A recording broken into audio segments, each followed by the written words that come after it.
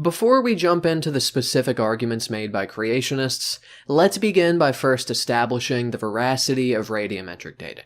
The most important point to make and understand is that there isn't just one dating method used in isolation.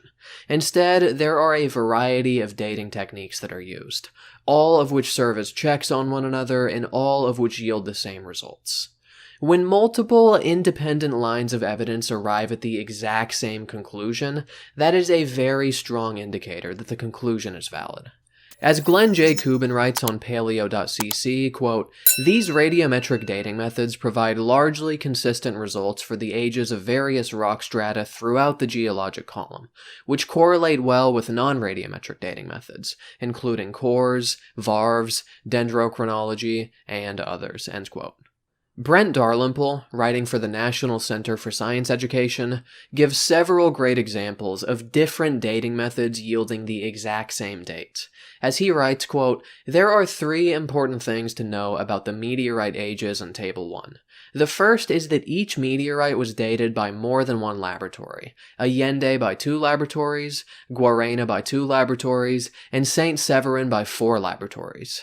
This pretty much eliminates any significant laboratory biases or any major analytical mistakes. The second thing is that some of the results have been repeated using the same technique, which is another check against analytical errors. The third is that all 3 meteorites were dated by more than one method, 2 methods each for Allende and Guarena, and 4 methods for St. Severin. This is extremely powerful verification of the validity of both the theory and practice of radiometric dating. They all give the same result to within a few percent," end quote. And as we can see here on the table, the dates for the St. Severin meteorite range from 4.38 to 4.55 billion years. Let's look at another example, determining the date of the KT asteroid impact. As Darlimple continues, quote, "The KT impact produced tektites, which are small glass spherules that form from rock that is instantaneously melted by a large impact. Scientists from the U.S. Geological Survey were the first to obtain radiometric ages for the tektites, and laboratories in Berkeley, Stanford, Canada, and France soon followed suit. The results from all of the laboratories were remarkably consistent, with the measured ages ranging only from 64.4 to 65.1 million years. Numerous thin beds of volcanic ash occur within coals just centimeters above the KT boundary. Ash beds from each of these coals have been dated by argon-argon, potassium-argon, rubidium-strontium, and uranium-lead methods in several laboratories in the United States and Canada. The radiometric age measurements, 187 of them, were made on 3 different minerals and on glass by 3 distinctly different dating methods, each involving different elements with different half-lives. Furthermore, the dating was done in 6 different laboratories, and the materials were collected from 5 different locations in the Western Hemisphere. And yet the results are the same within analytical errors. If radiometric dating didn't work, then such beautifully consistent results would not be possible." End quote. I could not have said it better myself. Who am I kidding? Of course I could have said it better. Nonetheless, great job, Mr. Darlimple.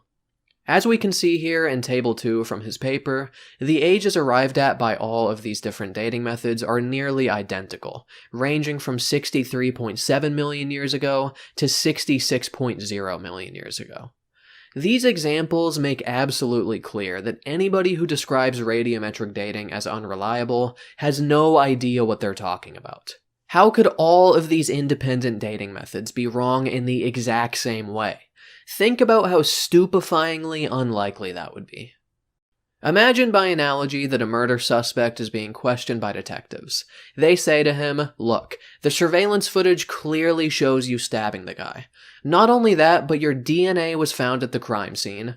14 witnesses saw you stab him. A text message from your phone reads, 'Just stabbed this guy at the gas station, LOL.